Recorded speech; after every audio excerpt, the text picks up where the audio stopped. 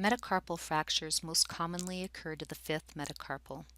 It can occur at any place along the carpal, including the base, shaft, or the neck or head. There are several different types of fractures, including a transverse, oblique, spiral, or comminuted. There is also a specific type of metacarpal fracture called a boxer's fracture.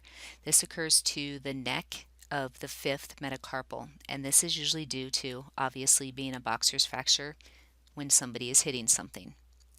The mechanism of injury can be a longitudinal load or an axial load, but it can also happen due to bending, such as if the person was stepped on or there is a direct blow. Signs and symptoms include localized edema.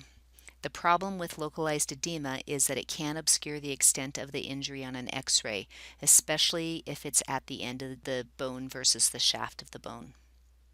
There will be a displacement or deformity possible, crepitation, ecchymosis. We may see a rotational malalignment. This is one thing that we really do want to avoid. We can see whether or not a person has this type of malalignment by having them close their fist. In this case, all fingers should point to the tubercle of the scaphoid, and when their hand is open, all the fingernails should be parallel.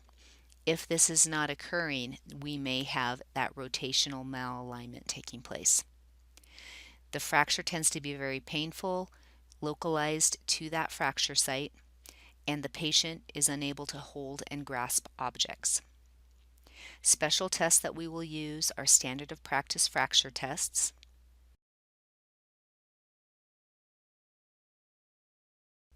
Diagnosis would be through an X-ray, remembering that any rotational deformity is not acceptable.